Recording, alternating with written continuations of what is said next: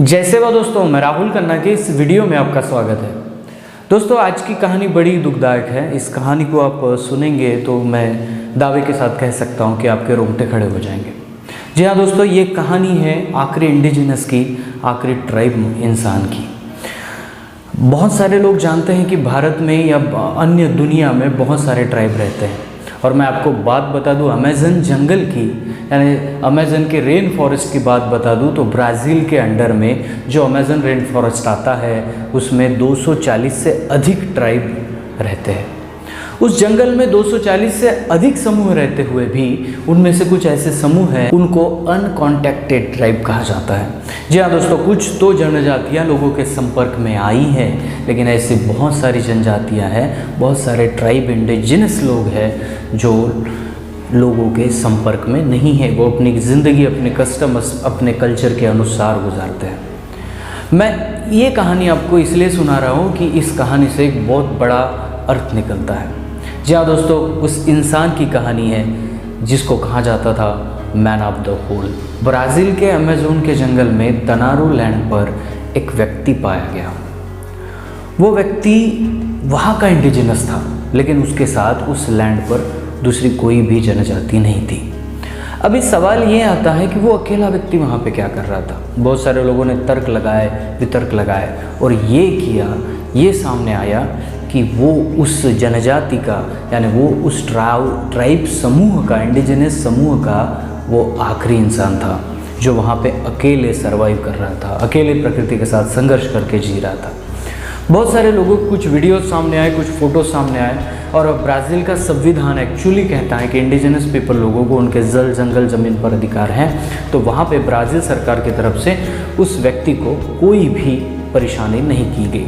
यहाँ तक कि उन्होंने ये करने का ट्राई किया कि वो व्यक्ति बाकी लोगों के कांटेक्ट में आए, लेकिन वो व्यक्ति अपने सभ्यता, अपने कल्चर, अपने भाषा के साथ अकेला ही खड़ा था।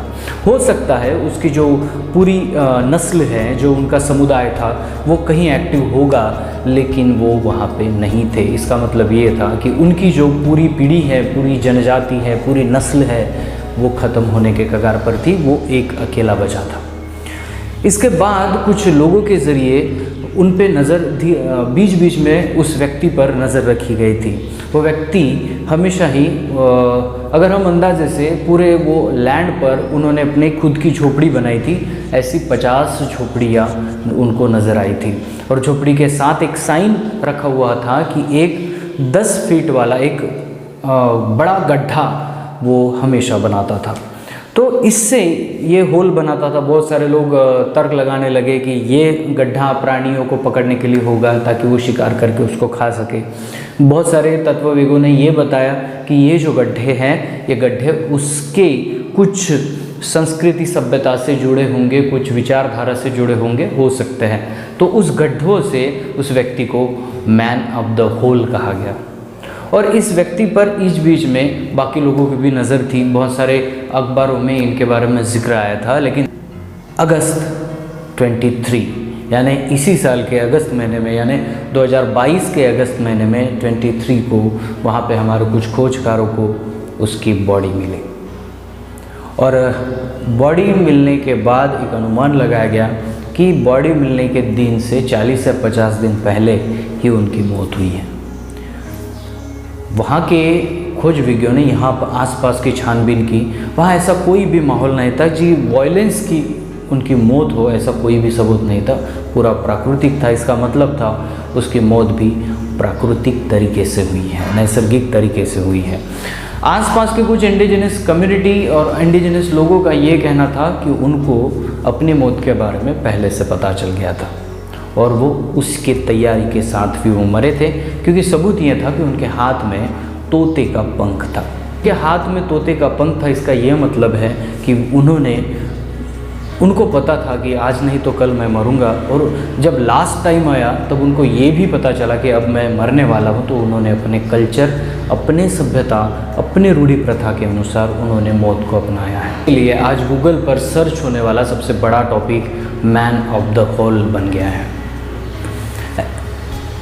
दोस्तों, ये लोगों के लिए बड़ी इंटरेस्टिंग बात होगी, लेकिन दुनिया भर के इंडिजिनस पीपल के लिए बड़ी दुख की बात है। हमारे आंखों के सामने एक प्राचीन इंडिजिनस कम्युनिटी ख़त्म हो गई है। वो प्राचीन इंडिजिनस कम्युनिटी की भाषा क्या थी, उस समुदाय का कल्चर क्या था, वो समुदाय इस जंगल को कितने बड़े पैमाने पे समझ पाता था, ये सिर्फ़ और सिर्फ राज रह गया है। और इस राज को जब तक हम जानते नहीं हैं तब तक मुझे नहीं लगता कि हम विकसनशील बन गए हैं, क्योंकि इस आधुनिकता की हर एक वो नाल वो सीधा लिंक करती हैं यहाँ के इंडिजिनस पीपलों से। क्योंकि आप उस जंगल से आपने तो ये खोज निकाला है कि पेड़ों से आप कागज़ बना सकते हो, पेड़ों से आप चीज़ें बना सकते हो, आप सब कुछ कर सकते हो, लेकिन आपने ये कभी नहीं खोजा कि जंगल को प्राकृतिक तरीके से बचाया कैसे जाए। और ये मूल मंत्र, मूल सूत्र हर दुनिया का इंडिजिनस पीपल साथ में लेकर चलता है। अमेज़न के जंगल में ऐसे कई ट्राइब हैं जो अनकॉन्टेक्टेड है, संपर्क नहीं है उसका बाकी लोगों से, और वो जी रहे हैं। उसे अलग नामों से भी उन ट्राइब को जाना जाता है। बहुत सारे लोग इस पे वीडियो बना बना के मिलियंस कमा रहे हैं और कहते हैं कि बाकी लोग जाएंगे तो हमला करेंगे। एक्चुअली वो चाहते हैं कि वो बाकी लोगों के संपर्क में ना आए, और बाकी लोगों ने इनको गुंडे मवाली करके दिखाया है, बाकी लोगों ने इनको विलन बना दिया है। लेकिन ये एक्चुअली आपसे मांग नहीं रहे, वो बोल रहे हैं कि हमारा जो जंगली क्षेत्र है, हमारी जो जल जंगल ज़मीन है, उनमें आप आके हमें डिस्टर्बेंस ना करें। हम जानते हैं प्रकृति को कैसे बचाते हैं और हम उसी कल्चर के साथ हम आगे बढ़ना चाहते हैं। दोस्तों, इंडिया में अंडमान निकोबार में भी जारवा जनजाति है, वो भी उनकी दिन ब दिन जनगणना के द्वारा संख्या कम होती जा रही है। हमें ऐसे जनजातियों को बचाना है, उनकी विचारधारा को विकसित करना है, उनके विचारधारा को दुनिया तक पहुंचाना है। लेकिन इसके विपरीत हमें माहौल नज़र आता है।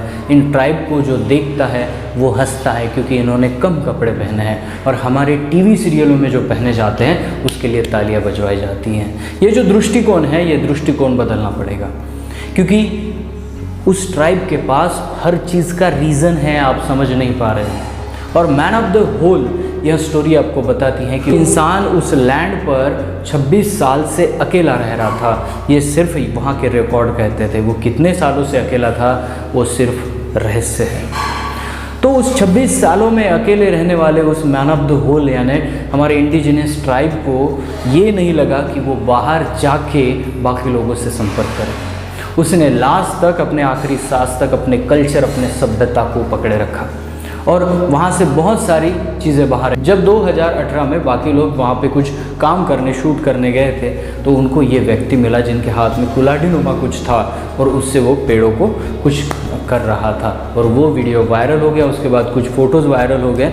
हालांकि वो अकेला आदमी होने के कारण वो उनसे संपर्क नहीं कर पाए, और वो भी उनसे संपर्क करने में कोई भी रुचि नहीं रखते थे। झोपड़ी बनाकर पूरे जंगल में रहना और अपने कस्टमरी लॉ के अनुसार चलना, ये संदेश देने के लिए मैन ऑफ द होल की स्टोरी आज अलाइब्रेट आपको सुना रहा हूँ। इससे ये साबित हो जाता है कि आप अपने कस्टम के साथ कितने पकड़े हुए हैं, और इंडिजिनस लोग वो है जो अपने कस्टम के साथ, अपने कस्टमरी लॉ के साथ पकड़े हुए चलते हैं।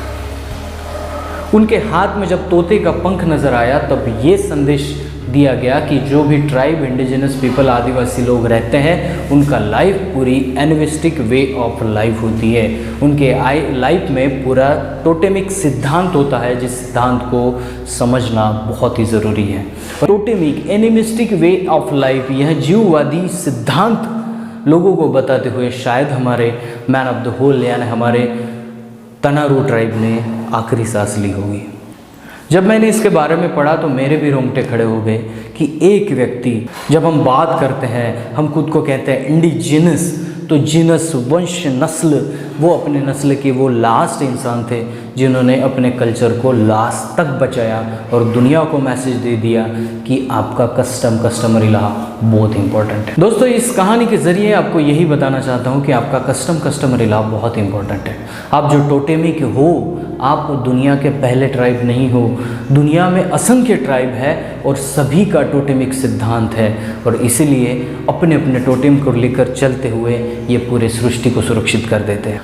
हमारे तनारू लैंड के इंडिजिनस को अलाइब्रेट सलाम करता है और बाकी लोगों से भी विनती करता है कि इंडिजिनस लोगों की कम्युनिटी बहुत रेयर और बहुत इम्पॉर्टेंट होती है। उन्हें बचाने की कोशिश करें, उन्हें सपोर्ट करने की कोशिश करें। तो दोस्तों मैं भी जानता हूँ कि इस स्टोरी से आप भी प्रभावित रहे होंगे। तो मिलते हैं अगले वीडियो अगले टॉपिक के साथ। तब तक के लिए जय सेवा, जय जोहार, जय आदिवासी, जय गोंडवाना, जय भीम।